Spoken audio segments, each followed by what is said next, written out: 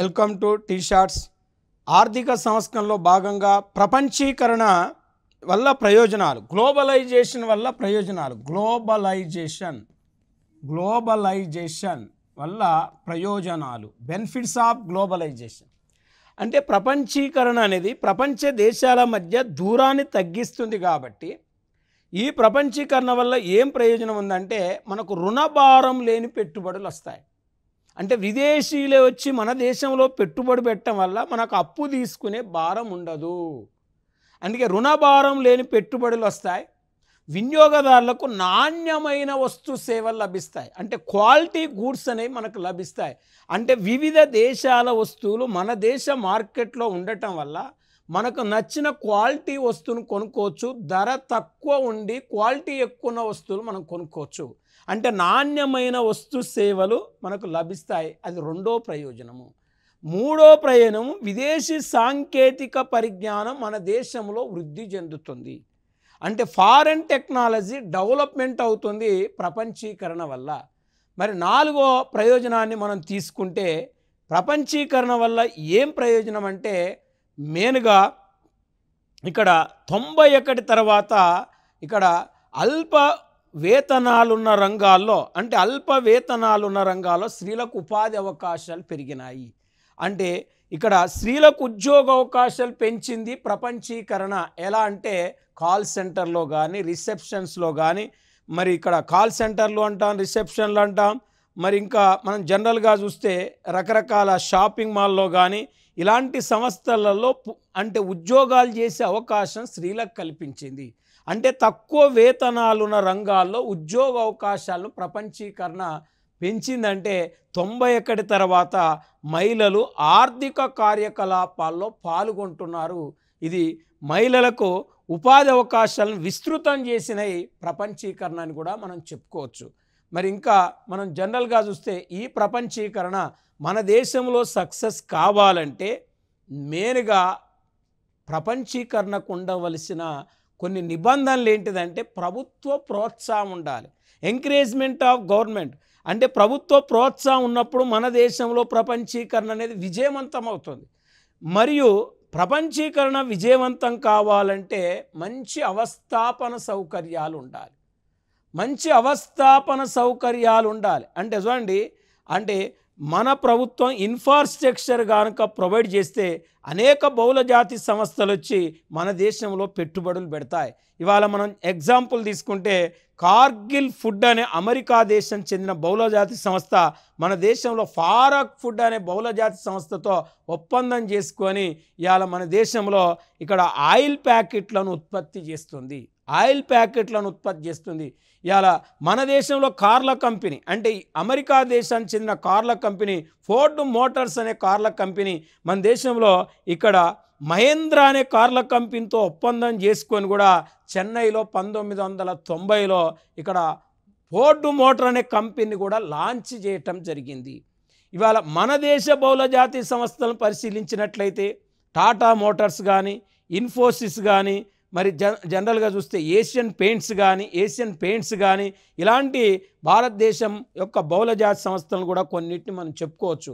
అంటే బహుళజాతి సంస్థల వల్ల వెనకబడిన ప్రాంతాలు కూడా అభివృద్ధి చెందుతాయి. అంటే వెనకబడిన ప్రాంతాలు అభివృద్ధి చెందాలంటే మెయిన్గా బహుళజాతి సంస్థలు రావాలంటే మన ప్రభుత్వం కూడా అవస్థాపన సౌకర్యాలు కల్పించాలి. అవస్థాపన సౌకర్యాలు, ప్రభుత్వ ప్రోత్సాహము, పోటీతత్వము మరి ఇవి వాస్తవానికి ప్రపంచీకరణకు ఉండవలసిన నిబంధనలుగా మనం చెప్పుకోవచ్చు. మరి ఇప్పుడు జనరల్గా ప్రపంచీకరణ మన దేశంలోకి విదేశ పెట్టుబడులను తీసుకొస్తుంది. విదేశ ప్రత్యక్ష పెట్టుబడులో ఇక్కడ ఫారెన్ డైరెక్ట్ ఇన్వెస్ట్మెంట్స్, మరి ఫారెన్ డైరెక్ట్ ఇన్వెస్ట్మెంట్స్ అంటున్నాం, విదేశ ప్రత్యక్ష పెట్టుబడులు అంటున్నాం. ఒక దేశంలో పెట్టే పెట్టుబడులనే విదేశ ప్రత్యక్ష పెట్టుబడులు అంటారు. ఒక దేశం అభివృద్ధి చెందాలంటే ఇక్కడ విదేశ ప్రత్యక్ష పెట్టుబడుల మీద ఆధారపడి ఉంటుంది. అంటే ఫారెన్ ఇన్స్టిట్యూషన్ ఇన్వెస్ట్మెంట్, విదేశీ సంస్థాగత పెట్టుబడులు వేరు, విదేశ ప్రత్యక్ష పెట్టుబడులు వేరు. Foreign institution investments, foreign direct investment అంటే ఎఫ్డిఐలు అంటే దీర్ఘకాలిక పెట్టుబడులు. ఎఫ్ఐఐ అంటే స్వల్పకాలిక పెట్టుబడులు. స్టాక్ మార్కెట్లో పెట్టే పెట్టుబడులను ఎఫ్ఐఐలు అంటారు. ఇక్కడ ఒక దేశ పారిశ్రామిక రంగంలో పెట్టే పెట్టుబడులను ఎఫ్డిఐలు అంటారు. పారిశ్రామిక రంగం కావచ్చు, సేవా రంగం కావచ్చు, దాంట్లో పెట్టే పెట్టుబడులు ఎఫ్డిఐలు అంటారు. అంటే మనం జనరల్గా ఈ ఫారెన్ డైరెక్ట్ ఇన్వెస్ట్మెంట్స్ అనేది మనం పరిగణలోకి తీసుకుంటే ఈ విదేశ ప్రత్యక్ష పెట్టుబడులకు సంబంధించి ఒక నివేదికను ప్రతి సంవత్సరం అక్టాడ్ రిలీజ్ చేస్తుంది. అక్టాడ్ అనే సంస్థ రిలీజ్ చేస్తుంది. మరి అక్టాడ్ అనే సంస్థ United nation conference trade and development అనేది అక్టాడ్ అనేది రిలీజ్ చేస్తుంది. దేనికి సంబంధించి అంటే విదేశ ప్రత్యక్ష పెట్టుబడులకు సంబంధించి. మరి ఈ అక్టాడ్ 2024 జూన్ 20వ తారీఖు నాడు అక్టాడ్ నివేదికను విడుదల చేయటం జరిగింది. 2024 జూన్ 20న అక్టాడ్ నివేదికను రిలీజ్ చేయటం జరిగింది. ఈ విదేశ ప్రత్యక్ష పెట్టుబడులు అత్యధికంగా ఆకర్షిస్తున్న దేశాలలో భారతదేశం 15th ప్లేస్. అంటే విదేశ ప్రత్యక్ష పెట్టుబడులను అత్యధికంగా ఆకర్షిస్తున్న దేశాల్లో భారతదేశం 15వ స్థానంలో ఉందంటే మనకంటే విదేశ ప్రత్యక్ష పెట్టుబడులు ఎక్కువగా ఆకర్షిస్తున్న దేశాలు 14 దేశాలు ఉన్నాయి. మరి 14 దేశాలు ఉన్నాయంటే మనం 15వ స్థానంలో ఉంటామంటే చాలా వెనకబడి ఉన్నాం. ఇప్పుడు మనం జనరల్గా చూస్తే విదేశ ప్రత్యక్ష పెట్టుబడులను ఎక్కువగా ఆకర్షించే దేశాలు చూడండి. మరి అందులో యాజ్ పర్ యుఎస్ఏ అంటే United states of America first ప్లేస్లో ఉంటే, చైనా సెకండ్ ప్లేస్లో ఉంటే, సింగపూర్ థర్డ్ ప్లేస్లో ఉంది. అంటే ఇవాళ యుఎస్ఏ $388.08 మిలియన్ విదేశ పెట్టుబడులను ఆకర్షిస్తే, చైనా $180.17 మిలియన్ విదేశ ప్రత్యక్ష పెట్టుబడులను అనుసరిస్తే, సింగపూర్ $140.84 మిలియన్ విదేశ ప్రత్యక్ష పెట్టుబడులను ఆకర్షించింది. మనకి ఈ డేటా అనేది పోటీ పరీక్షల్లో రాదు. జస్ట్ మనకు అడిగేది ఈ పాయింట్లు అడుగుతారు. విదేశ ప్రత్యక్ష పెట్టుబడులను ఎక్కువగా ఆకర్షించే దేశాలు ఏంటి అంటాడు. మరి ఎక్కువగా ఆకర్షించే దేశాలు ఏంటి అన్నప్పుడు USA, United states of America, 2 China, 3 Singapore. ఇది ఒక పాయింట్. మరి మన దేశంలో అత్యధికంగా విదేశ ప్రత్యక్ష పెట్టుబడులు పెడుతున్న దేశాలు 2023-24 ప్రకారం భారతదేశంలో అత్యధికంగా విదేశ ప్రత్యక్ష పెట్టుబడులు పెడుతున్న దేశాలు. ఇది గ్రూప్ 1 ఫిలిమ్స్లో అడిగింది. మరి అప్పుడు అడిగినప్పుడు ఆ ఫిలిమ్స్ ఎగ్జామ్ ఎప్పుడు సింగపూర్ ఉంది, మళ్ళీ ఇప్పుడు మారిషస్ వచ్చింది. మారిషస్, సింగపూర్ ఇవి మార్చుకుంటున్నాయి స్థానాలు కాబట్టి ఇది చాలా మనం ఎగ్జామ్ డేటు చూసుకొని మనం వెళ్ళాలి కాబట్టి ఆ ఎగ్జామ్ డేట్ నాటికి ఇవి అటు ఇటు మారుతున్నాయి. 2% డిఫరెన్స్ ఉంది. మరి అప్పుడు గ్రూప్ 1 ఫిలిమ్స్ ఎప్పుడు సింగపూర్ ఉంది, ఇప్పుడు మారిషస్ ఉంది. అంటే భారతదేశంలో అత్యధికంగా విదేశ ప్రత్యక్ష పెట్టుబడులను పెడుతున్న దేశాల్లో ఏ దేశం ఉంది అంటే మారిషస్ ఫస్ట్ ప్లేస్లో ఉంది. అంటే మారిషస్ అనేది 25% విదేశ ప్రత్యక్ష పెట్టుబడులు పెట్టిందండి. తర్వాత సింగపూర్ మన దేశంలో 23% విదేశ ప్రత్యక్ష పెట్టుబడులను సింగపూర్ పెడితే, అమెరికా 9% విదేశ ప్రత్యక్ష పెట్టుబడులు పెడుతుందండి. అంటే యుఎస్ఏ అంటే మన దేశంలో అత్యధికంగా విదేశ ప్రత్యక్ష పెట్టుబడులు పెడుతున్న దేశాలు 3 తెలిస్తే సార్ ఒక్కొక్కసారి 4 కూడా అడుగుతాడు. 3 తెలిస్తే 4 ఆప్షనల్ ఆటోమేటిక్గా మనకు 4 ఆప్షనల్ మనం గుర్తుపట్టవచ్చు. మరి ఇప్పుడు జనరల్గా నెక్స్ట్ మనం చూస్తే విదేశ ప్రత్యక్ష పెట్టుబడులను ఎక్కువగా ఆకర్షిస్తున్న రంగాలు ఏంటి అంటే భారతదేశంలో ఏ రంగాల్లో అత్యధికంగా విదేశ ప్రత్యక్ష పెట్టుబడులు ఎక్కువ పెడుతున్నారు. మన దేశంలో ఏ రంగాలు విదేశ ప్రత్యక్ష పెట్టుబడులను ఎక్కువ ఆకర్షిస్తున్నాయంటే ఇక్కడ ఎకనామిక్ సర్వీసెస్ ఎక్కువగా ఆకర్షిస్తున్నాయి. ఆర్థిక సేవలు అనేది ఇస్తే ఆర్థిక సేవలే చేయాలి. అంటే సాంఘిక సేవలు, సాధారణ సేవలు, ఆర్థిక సేవలని 3 రకాలు ఉంటాయి. సేవలలో 3 రకాలు ఉంటాయి. మరి ఇక్కడ ఎకనామికల్ సర్వీసెస్ అంటే ఆర్థిక సేవలు అంటే విత్తము, ఫైనాన్షియల్. చూడండి, బ్యాంకులు, బీమా రంగంలోకి ఎక్కువగా విదేశ ప్రత్యక్ష పెట్టుబడులు వస్తున్నాయండి. అంటే దాదాపు 16% విదేశ ప్రత్యక్ష పెట్టుబడులను ఈ బ్యాంకులు, బీమా రంగం అనుసరించింది. తర్వాత విదేశ ప్రత్యక్ష పెట్టుబడులు ఎక్కువగా ఆకర్షిస్తున్న రంగాన్ని మనం తీసుకుంటే ఇక్కడ కంప్యూటర్ అనేది ఒక రంగం విదేశ ప్రత్యక్ష పెట్టుబడులను ఎక్కువగా ఆకర్షించింది. మరి కంప్యూటర్ అనే సెక్టారు విదేశ ప్రత్యక్ష పెట్టుబడులను ఎక్కువగా ఆకర్షించింది అని చెప్తున్నాం. ఎక్కువగా మనకు 15% విదేశ ప్రత్యక్ష పెట్టుబడులను అట్రాక్ట్ చేసింది. 15% విదేశ ప్రత్యక్ష పెట్టుబడులను ఆకర్షించింది. మరి ఆకర్షించింది అంటే మనం చూడండి, కంప్యూటర్ 15% అంటే చూడండి. తర్వాత వ్యాపారం, ట్రేడ్ సెక్టార్ కూడా మనం తీసుకుంటే 6% విదేశ ప్రత్యక్ష పెట్టుబడులను ఆకర్షించింది. మరి 6% విదేశ ప్రత్యక్ష పెట్టుబడులను ఆకర్షించింది వ్యాపార రంగము అనేది చూస్తే, సేమ్ టెలికమ్యూనికేషన్ రంగం కూడా 6%. టెలికమ్యూనికేషన్ రంగం కూడా 6% విదేశ ప్రత్యక్ష పెట్టుబడులను ఆకర్షించినాయి. ఒక్కసారి చూడండి, విదేశ ప్రత్యక్ష పెట్టుబడులను ఎక్కువగా ఆకర్షించిన రంగాలు ఏంటి అని అడిగినప్పుడు ఫస్ట్ మనం గుర్తుపెట్టుకోవాల్సింది ఏం గుర్తుపెట్టుకోవాలి? Financial services. ఆడ ఫైనాన్షియల్ సర్వీస్ ఇచ్చి, సామాజిక సేవలు ఇచ్చి, సాధారణ సేవలు ఇచ్చినప్పుడు ఆర్థిక సేవలు చేయాలి. విద్యా, వైద్య, ఆరోగ్యము, గృహ నిర్మాణం అలా ఇచ్చి బ్యాంకులు బీమా ఇస్తే బ్యాంకులు బీమా చేయాలి. మరి రెండవది సాఫ్ట్వేర్, అంటే హార్డ్వేర్, మరి ఐబిఎం సేవలు, సాఫ్ట్వేర్, హార్డ్వేర్, ఐబిఎం సేవలు. ఇక్కడ కంప్యూటర్ అంటే ఐటీ సర్వీసెస్ మన దేశంలో ఎక్కువగా విదేశ పెట్టుబడులను ఆకర్షిస్తున్న రంగాల్లో మనకు ఐటీ సర్వీసెస్ కూడా ఉన్నాయి. దీన్ని మనం ఐటీ సర్వీసెస్ అంటాం. ఐటీ అంటే సాఫ్ట్వేర్, హార్డ్వేర్, ఐబిఎం. ఇక్కడ సాఫ్ట్వేర్ అండ్ హార్డ్వేర్ అండ్ మరి ఐబిఎం సర్వీసెస్ మన దేశంలో విదేశ ప్రత్యక్ష పెట్టుబడులను ఎక్కువగా ఆకర్షిస్తున్నాయి. ఇక వ్యాపారం అంటే మనకు తెలుసు, టెలికమ్యూనికేషన్ అంటే తెలుసు. కాబట్టి ఇవి భారతదేశంలో విదేశ ప్రత్యక్ష పెట్టుబడులను ఎక్కువగా ఆకర్షిస్తున్న మెయిన్గా రంగాలైతే, మన దేశంలో విదేశ ప్రత్యక్ష పెట్టుబడులను ఎక్కువగా ఆకర్షిస్తున్న రాష్ట్రాలేంటి? భారతదేశంలో విదేశ పెట్టుబడులను ఎక్కువగా ఆకర్షిస్తున్న రాష్ట్రాలేంటి? ఏ రాష్ట్రాలు ఎక్కువగా అట్రాక్ట్ చేస్తున్నాయి ఎఫ్డిఐలను, ఫారిన్ డైరెక్ట్ ఇన్వెస్ట్మెంట్స్ను?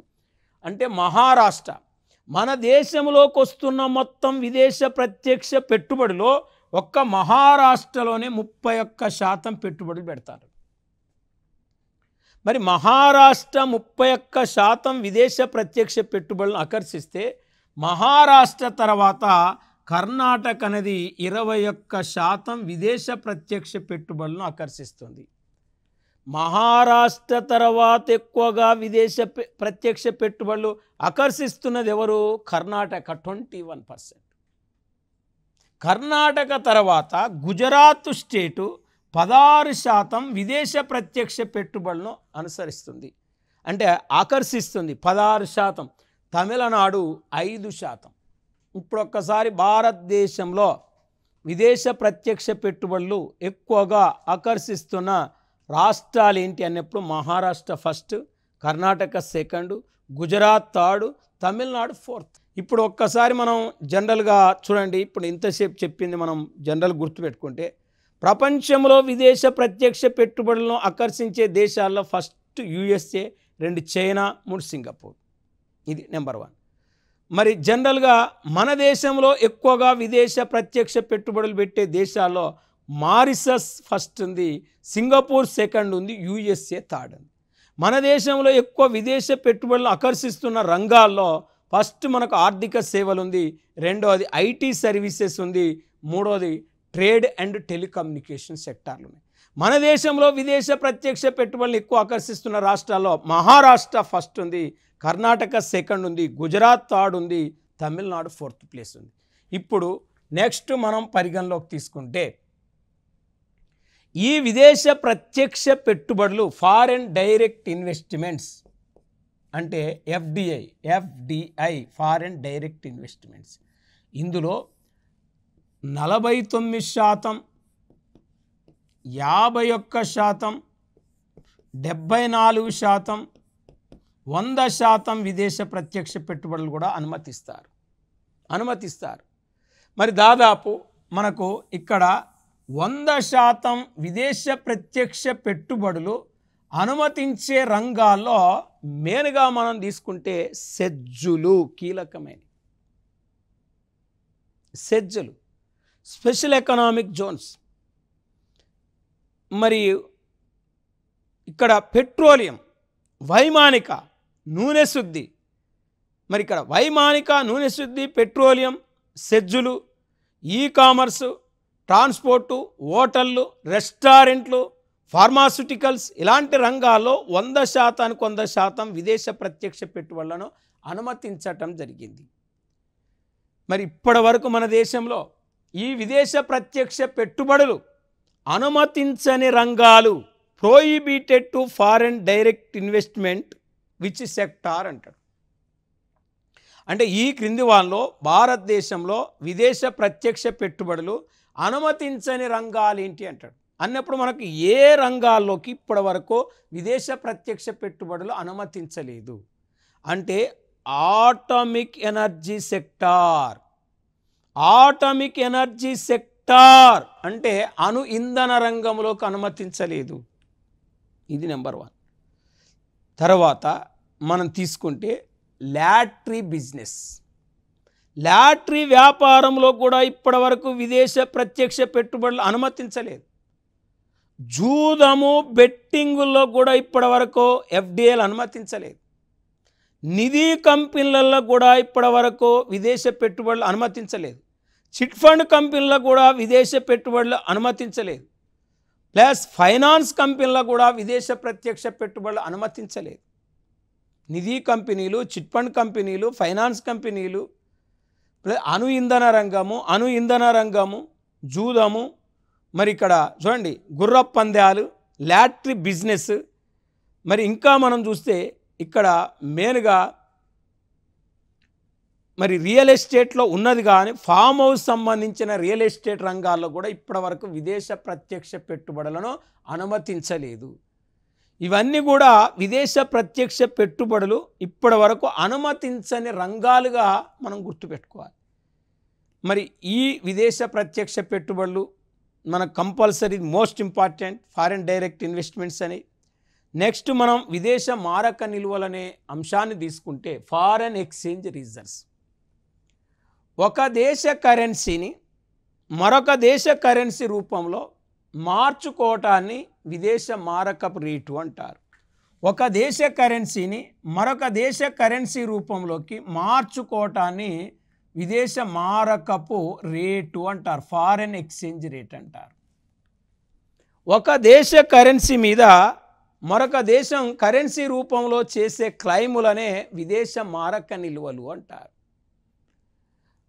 మన దగ్గర విదేశ మారక నిల్వలు ఎక్కువగా ఉన్నాయంటే చెల్లింపుల కంటే స్వీకరణలు ఎక్కువగా ఉన్నాయని అర్థం. అంటే చూడండి, ఇప్పుడు మనం రూపాయి ఇచ్చి డాలర్ తీసుకోవటం, రూపాయి ఇచ్చి దీనార్ తీసుకోవటం, రూపాయి ఇచ్చి మనం పౌండ్ తీసుకోవటం, ఇలాంటివన్నీ కూడా విదేశ మారక నిల్వల కిందికి వస్తాయి, ఫారెన్ ఎక్స్చేంజ్ రిజర్వ్ కిందికి వస్తాయి. అంటే ఒక దేశ కరెన్సీని మరొక దేశ కరెన్సీలో మార్చుకోవడానికి విదేశ మారక రేట్ అన్నాం. ఒక దేశ కరెన్సీ మీద మరొక దేశం కరెన్సీ రూపంలో చేసే క్లైములను విదేశ మారక నిల్వలు అన్నాం. మరి 1991లో భారతదేశం దగ్గర ఉన్న విదేశ మారక నిల్వలు కేవలం $1.2 బిలియన్. $1.2 బిలియన్ మాత్రమే భారతదేశం దగ్గర విదేశ మారక నిల్వలు ఉన్నాయి. అదే లేటెస్ట్ మనం ఇన్ఫర్మేషన్ తీసుకుంటే 2024 ఆగస్టు 30 నాటికి 2024 ఆగస్టు 30 నాటికి భారతదేశం దగ్గర ఉన్న విదేశ మారక నిల్వలు foreign exchange reserves in India according to 2024 August 30th అంటే 683 పాయింట్ ఇక్కడ 683.987 బిలియన్ డాలర్లు ఉన్నాయి. 683.987 బిలియన్ డాలర్లు ఉన్నాయి. ఇంత విదేశ మారక నిల్వలు మన దగ్గర ఉన్నాయి. మరి ఇంత విదేశ మారక నిల్వలు మన దగ్గర ఉంటే మనకు అడిగేది పోటీ పరీక్షల్లో ఏమడుగుతారు అంటే భారతదేశం దగ్గర అత్యధికంగా ఏ విదేశ మారక నిల్వలు ఉన్నాయి అని అంటాడు. అక్కడ ఒకటి విదేశ మారక ఆస్తులు, 2 ప్రత్యేక ఉపసంహరణ హక్కులు, బంగారపు నిల్వలు, IMF రిజర్వులు అంటాడు. IMF రిజర్వులు అంటాడు అన్నప్పుడు మనకు ఇక్కడ ఈ డేటా మీద మనకు అవగాహన ఉంటే, ఈ డేటా మనకు తెలిస్తే భారతదేశం దగ్గర అత్యధికంగా ఏ విదేశ మారక నిల్వలు ఉన్నాయో ఆల్టర్నేట్గా మనకు తెలిసిపోతాయి. అంటే ఎఫ్సిఏ ఇక్కడ మనకు మేజర్గా మనం తీసుకుంటే ఎఫ్సిఏ ఫారెన్ కరెన్సీ అసెట్స్. ఈ ఫారెన్ కరెన్సీ అసెట్స్ అంటే అన్ని దేశాల కరెన్సీని మనం ఏమంటామంటే ఫారెన్ కరెన్సీ అసెట్స్ అంటామండి. అంటే అలా డాలర్ ఉంటుంది, ఎన్ ఉంటుంది, వన్ ఉంటుంది, దీనార్ ఉంటుంది, యువాన్ ఉంటుంది, రూబుల్ ఉంటుంది, యూరో ఉంటుంది, పౌండ్ ఉంటుంది. అన్ని దేశాల కరెన్సీ ఉండటాన్ని ఫారెన్ కరెన్సీ అసెట్స్ అంటాం. ఇప్పుడు మనం అమెరికా పోయినప్పుడు డాలర్ తెస్తాం, సింగపూర్ పోయినప్పుడు సింగపూర్ డాలర్ తెస్తాం. అంటే ఏ దేశాన్ని పోతే ఆ దేశ కరెన్సీ తెస్తాం. అన్ని దేశాల కరెన్సీనే ఫారెన్ కరెన్సీ అసెట్స్ అంటాం, ఎఫ్సిఏ అంటాం. రెండోది గోల్డ్. మనం విదేశాల్లో పోయినప్పుడు బంగారు బిస్కెట్లు కూడా పట్టుకొస్తాం, దాన్నే బంగారపు నిలువలు అంటాం. మరి IMF సృష్టించిన కరెన్సీని ఏమంటాం అంటే SDR అంటాం, స్పెషల్ డ్రాయింగ్ రైట్స్ అంటాం. ఇది అంతర్జాతీయ ద్రవ్యం అంటారు. IMF యొక్క నిలువలు, IMF యొక్క రిజర్వ్ నిలువలు ఇక్కడ మనం 4వ ప్లేసు మనం చూసుకున్నాం.